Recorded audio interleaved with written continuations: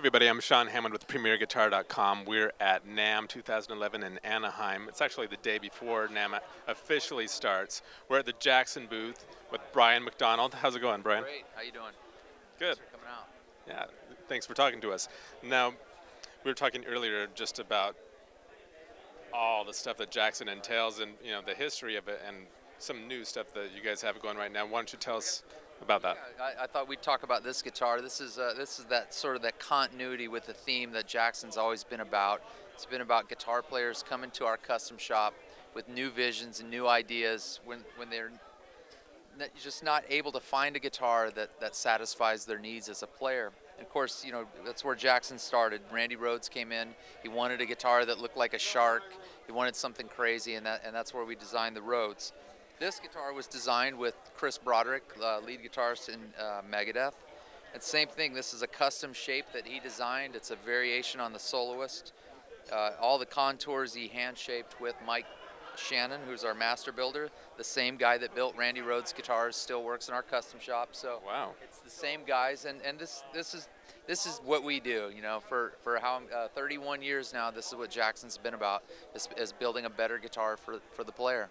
Now, like you mentioned, a lot of people, when they think about Jackson, they think about, different, more radical shapes like Randy's guitar, but that wasn't really the initial intention of the line. But you're talking about more. Yeah, the initial intention was, obviously it was Charvel Guitars originally when Grover bought the company, and he wanted to make a better guitar. That was in a period of time when Fender guitars weren't good, and music was developing. Van Halen's kind of the post Van Halen era, where guys were playing really fast, real exciting rhythms, which were different than, say, Ted Nugent or whoever, Jimi Hendrix. So as the music evolved, guitar players needed different guitars. One of the innovations was humbuckers. One would be the Floyd Rose.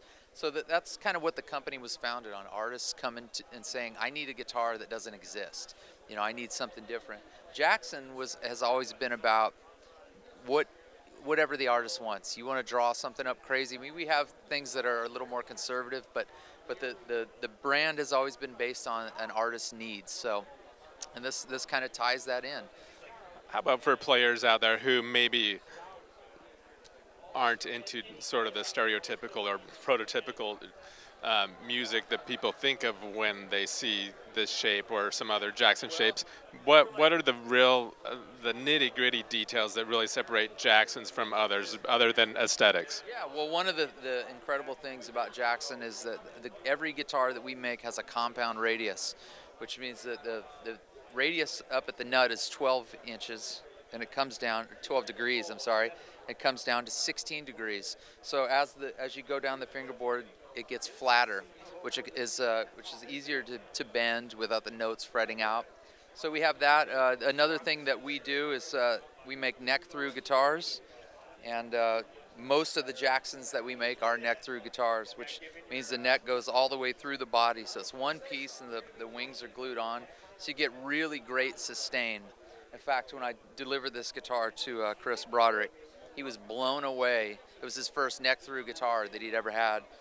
And immediately, without even plugging in, you could hear the sustain. So if you're looking for a guitar that has a different sound, it's a little bit, it's better sustain, it's neck through, it's really comfortable. As you can see, I can reach the 24th fret. It's carved away. So tell us about some of the other details of this guitar and body woods and other appointments. Right. Well, you'll see right away that the headstock is a custom shape. It's a reverse headstock that we've used before on the SLS and some other guitars. It's a mahogany body with a quilted maple top, right? It's 24 frets, 25.5-inch scale. It's got custom DiMarzios, Floyd Rose bridge, neck-through body. It's got Planet Waves, locking tuners, and that's about it. And it's a custom shape. Every element of it is custom. So cool. It looks like, is it a coil tap for both pickups, or? And your three-way. So, yep. Master volume, master tone. Pretty standard fare there. You can also get it in a 7-string version as well. Very cool. All right, so tell us what we have here. This is another guitar from our custom shop. If you've seen the Big Four, you've seen Scott Ian playing this. This is the new Scott Ian T-1000 Soloist. It's got a slightly larger body than your standard Soloist. It's got custom lightning bolt inlays. You can get it with a Floyd or two-pneumatic bridge. You can see its neck through, as is the case with Soloist. Really good looking piece of wood there. It's a all mahogany body with a maple top under that silver burst finish. And what's the pickup? The pickup is Scott Ian's signature Seymour Duncan pickup.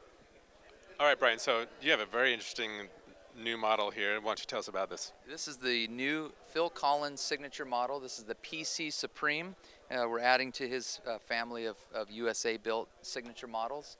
And this comes in a couple of different varieties, but this is a new shape, once again, that Phil came up with our master builder. He designed this with Pablo, and real excited about it. It's got the titanium saddles there as you're zooming in.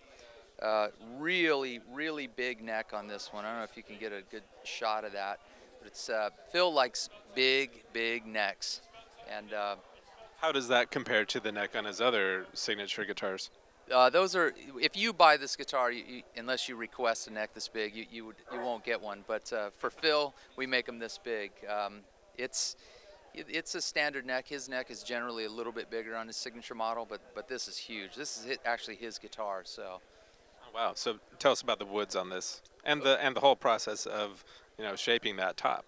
It's all hand shaped. It's a quilted maple top. Again, it's a neck through body, mahogany. It's a three-piece maple neck, if you notice as you're zooming in there, right?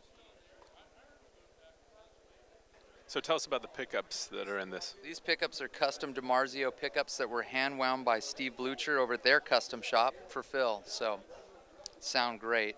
All right, Brian, so I understand that the custom shop at Jackson is now doing some unusual stuff it's never done before. Tell us about one of the ones you're most excited about here. Yeah, one of the new features that we came up with, this was developed by Mike Kotzen and Pablo in the custom shop, is to have an offset truss rod that's placed where there's more tension on the side of the neck. And what it gives you on the back of the neck, as I'll turn it over here, is you get an asymmetrical back shape. And I don't know if you can see it in the light, but it's raised up a little bit higher on this side where the channel is for the truss rod. So it's really great if you're the type of player that plays with your thumb in the back of the neck. It's really, really comfortable. It's kind of more of a wedge down like that. So real comfortable.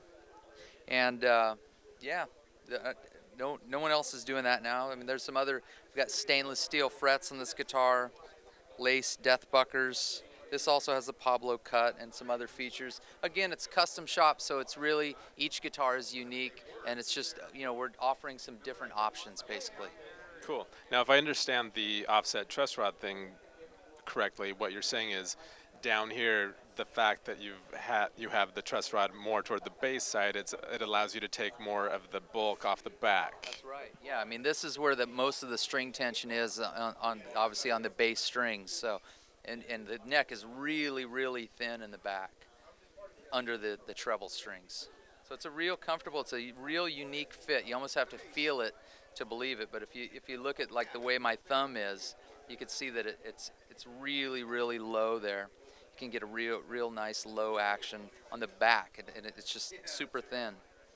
All right, Brian, thanks so much for showing us these new models that are available and new features you're offering in the custom shop. Where can people go to find out more about them? You can get all the information at jacksonguitars.com. Awesome. Thanks again. Hey, thanks for coming down. Have a great show. Yeah, thank you. I'm Sean Hammond, and you're watching PremierGuitar.com.